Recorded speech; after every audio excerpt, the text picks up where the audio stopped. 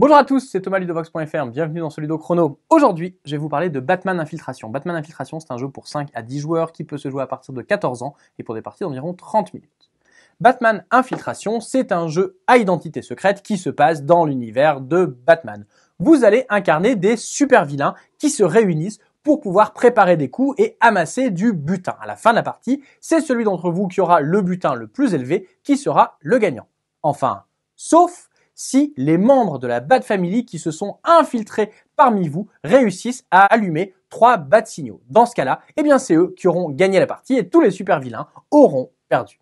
Alors voyons voir comment cela va se passer. Eh bien tout d'abord, on va installer le plateau au centre de la table et chaque joueur va recevoir une carte qui représente le personnage qu'il incarne, son super vilain. Chaque super vilain vient avec un effet particulier.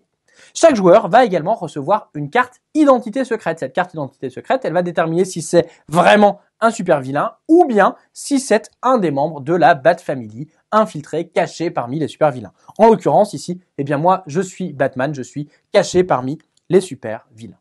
Chaque joueur va également recevoir une main de 3 cartes qui viennent de cette pioche et on va pouvoir commencer la partie. Celle-ci est organisée en une succession de tours. À chaque tour, il y aura un joueur qui sera le chef qui va choisir 2 autres joueurs avec lesquels partir en mission. Alors ce choix, il va le faire en fonction de ce qui s'est passé dans les tours précédents et de qui il suspecte d'être dans son équipe et de qui il suspecte ne pas l'être. En l'occurrence, on est au début de la partie, je vais choisir plutôt Catwoman et plutôt l'épouvantail pour partir avec moi. Chacun des joueurs choisis va alors me donner une des cartes de sa main et je vais ajouter une 3e carte qui viendra de ma main. En l'occurrence, moi qui suis infiltré, eh bien je pense que c'est le bon moment pour jouer cette carte commissariat. Il y a une chauve-souris verte, vous allez voir, ça m'est plutôt profitable. On va alors prendre les cartes qui sont ici, on va les mélanger pour ne pas savoir qui a donné quelle carte et on va les révéler.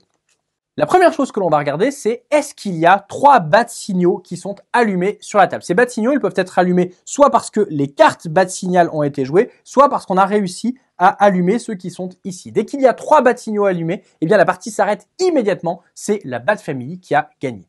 Ici, ce n'est pas le cas. On va donc tout d'abord comparer les chauves-souris rouges et les chauves-souris vertes. Ici, il y a 2 contre 1. On va donc se déplacer de 1 en direction du chaos et même de 1 supplémentaire.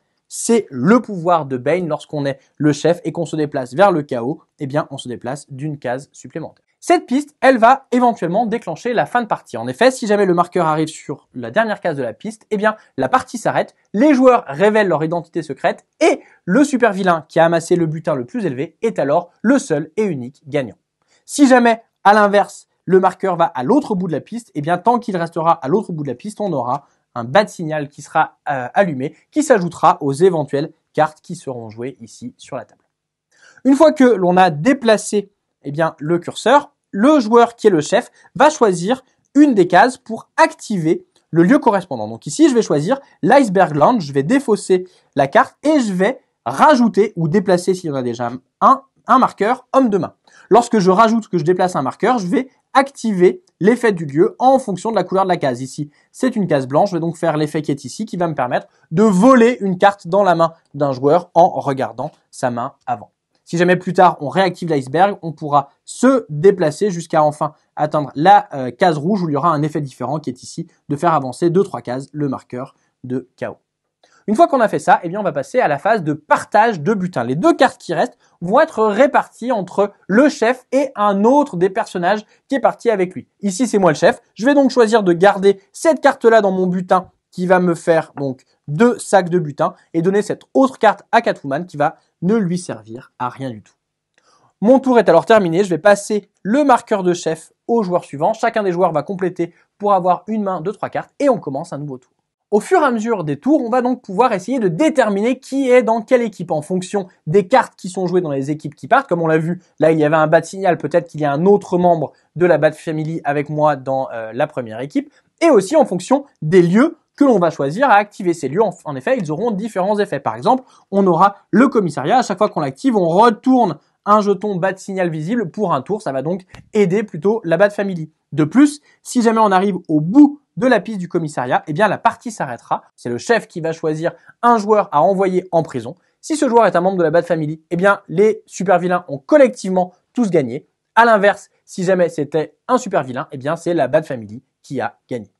On va également trouver donc l'Iceberg Lounge qu'on a déjà vu, l'Asile d'Arkham qui va nous permettre de nous déplacer vers l'ordre ou bien même de trouver l'identité secrète de quelqu'un. Et enfin, la Banque Centrale qui va nous permettre d'activer la Batmobile qui va accélérer le déplacement côté ordre ou bien qui va nous permettre de donner du butin à d'autres joueurs. Dans tous les cas, on continue donc ainsi à enchaîner les tours jusqu'à ce qu'une des conditions de fin de partie soit déclenchée. Soit parce qu'un joueur est envoyé en prison à cause du commissariat, soit parce que 3 bats signaux ont été allumés, c'est la Bat Family qui a gagné, soit parce que le marqueur de chaos est arrivé sur la dernière case, et dans ce cas-là, c'est le super vilain le plus riche qui a alors gagné la partie. Batman Infiltration, c'est donc un jeu dans lequel il va falloir bien analyser comment jouent les autres joueurs pour essayer d'identifier les membres infiltrés. Et à l'inverse, si vous êtes un membre infiltré, essayez de semer le doute pour être caché le plus longtemps possible pour pouvoir allumer les bas signaux. Voilà, vous savez presque tout sur Batman Infiltration. Maintenant, à vous de jouer et à bientôt sur X.fr.